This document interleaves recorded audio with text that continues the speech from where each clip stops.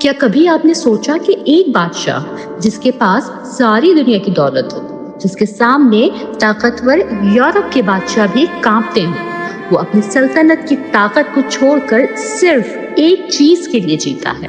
اور وہ کیا چیز ہے؟ وہ ہے عشق رسول صلی اللہ علیہ وآلہ وسلم۔ جی ہاں، یہ کہانی ہے سلطان عبدالحمید ثانی کی، وہ بادشاہ جس کا دل صرف ایک نام سن کر لرز جاتا تھا، اور وہ نام ہے نام محمد صلی اللہ علیہ وآلہ وسلم۔ میں آپ کو سلطان عبدالحمید ثانی کی زندگی کے کچھ واقعات بتاتی ہوں جنہیں سن کر آپ کا دل بھی جھوم اٹھے گا۔ ایک دن یورپ کے ایک اخبار نے نعوذ باللہ گستاخی کی۔ یہ خبر جب سلطان تک پہنچی تو وہ تڑپ اٹھے۔ انہوں نے سب یورپی سفیروں کو بلا بھیجا، آنکھوں میں آنسو تھے اور چہرے پر جلال۔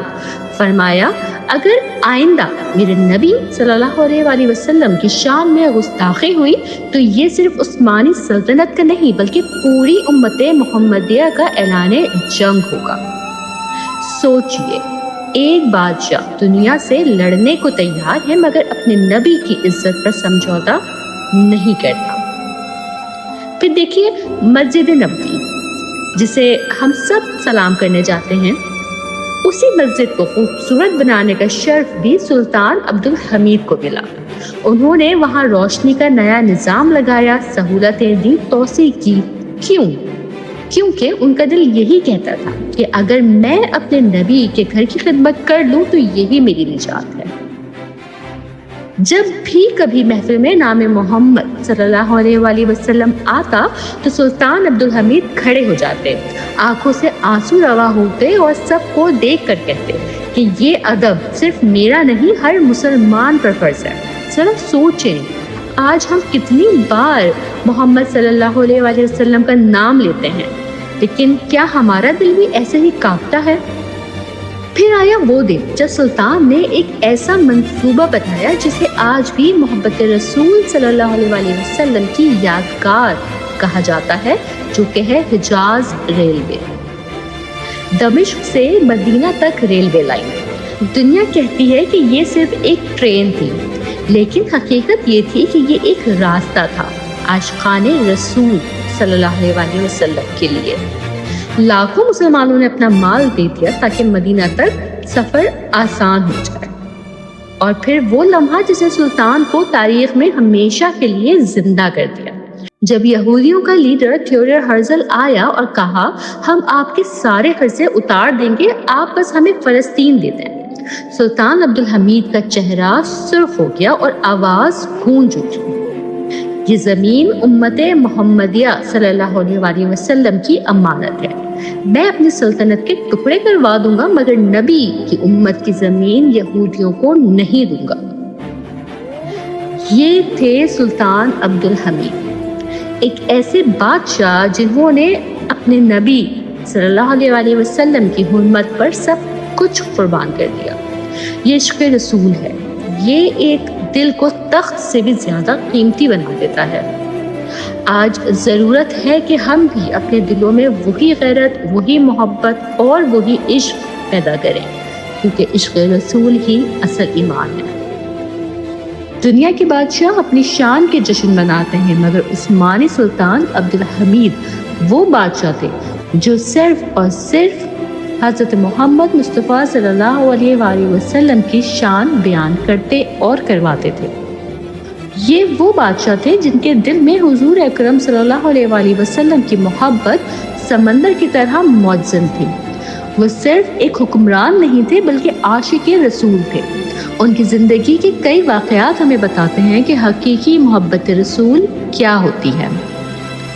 سلطان عبدالحمید کو یہ بات ہمیشہ یاد رہتی تھی کہ ہمارا سب کچھ حضور صلی اللہ علیہ وآلہ وسلم کی وجہ سے ہے۔ ہماری سلطنت ہو، ہماری عزت ہو، ہماری طاقت ہو، سب کچھ انہی کے صدقے میں ہے۔ اسی لیے انہوں نے فیصلہ کیا کہ 12 ربیع الاول یعنی حضور صلی اللہ علیہ وآلہ وسلم کی ولادت با سعادت کے دن کو وہ ایسا دن بنائیں گے جو ہمیشہ یاد رکھا جائے گا۔ جب 12 ربیع الاول کا دن آتا تو پورے عثمانی سلطنت میں جشن میلاد منایا جاتا، بڑے بڑے شہروں کو سجایا جاتا، گلی کوچے چراغاں سے روشن کیے جاتے، مساجد کو خوبصورت قالینوں اور قندیلوں سے آراستہ کیا جاتا۔ لیکن سب سے عظیم محفل وہ ہوتی تھی جو سلطان عبدالحمید کے محل میں منعقد ہوتی۔ اس محفل میں بڑے بڑے علماء، مشائخ، حفاظ کرام اور نعت خوان شریک ہوتے، ہزاروں لوگ اکٹھے ہوتے، ہر زبان میں نعتیں پڑھی جاتی، کوئی عربی میں، کوئی ترکی میں اور کوئی فارسی میں۔ یہ سب ایک ہی صدا بلند کرتے کہ یا رسول اللہ صلی اللہ علیہ وسلم، ہم آپ کے غلام ہیں۔ سب سے حیران کن بات یہ تھی کہ خود سلطان عبدالحمید اس محفل میں سب کے ساتھ بیٹھتے، وہ تخت پر نہیں بیٹھتے تھے بلکہ عام لوگوں کے ساتھ زمین پر بیٹھ کر نعت سنتے۔ ان کی آنکھوں سے آنسو بہتے رہتے اور وہ بار بار درود پاک پڑھتے رہتے۔ جب نعت خواہ نعت پڑھتا اور اس میں حضور صلی اللہ علیہ وسلم کی تعریف کے اشعار آتے تو سلطان بھی اختیار کھڑے ہو جاتے، آنکھیں بند کر لیتے اور روتے ہوئے کہتے کہ اے اللہ، مجھے میرے آقا کے صدقے میں بخش دے۔ یہ منظر دیکھ کر پوری محفل میں رقت طاری ہو جاتی، لوگ بھی اشکبار ہو جاتے۔ جب محفل اپنے عروج پر پہنچتی تو سب لوگ کھڑے ہو کر درود و سلام پڑھتے، محفل کے در و دیوار درود و سلام کی آوازوں سے گونج اٹھتے، ایسا لگتا جیسے پورا عالم عشق رسول میں ڈوبا ہوا ہے۔ اس موقع پر سلطان عبدالحمید اکثر کہا کرتے تھے، ہماری سلطنت کی بنیاد اللہ کے نبی کی محبت ہے، اگر یہ محبت ہمارے دل سے نکل گئی تو ہماری سلطنت بھی ختم ہو جائے گی۔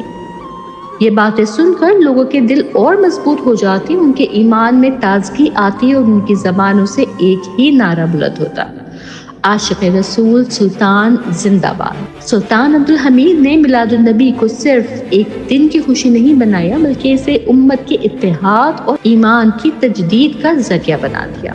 انہوں نے میلاد کے دن کو یہ اعلان بنانے کی کوشش کی کہ ہم سب غلام مصطفیٰ ہیں، ہمارا سر جھکتا ہے تو صرف اللہ اور اس کے رسول کے سامنے جھکتا ہے۔ سلطان عبدالحمید ثانی کی سنت ہمیں یہ سکھاتی ہے کہ حضور صلی اللہ علیہ وسلم کی محبت صرف زبان پر نہیں بلکہ عمل میں بھی ہونی چاہیے۔ ان کے دل میں عشق رسول اس قدر تھا کہ انہوں نے اپنی پوری سلطنت کو میلاد النبی کی خوشی سے جوڑ دیا۔ یہی وجہ ہے کہ آج بھی جب ان کا نام لیا جاتا ہے تو دل سے ان کے لیے دعا نکلتی ہے کہ اللہ تعالیٰ سلطان عبدالحمید کی قبر کو نور سے بھر دے اور ہمیں بھی حقیقی عاشق رسول صلی اللہ علیہ وسلم بنائے۔ آمین۔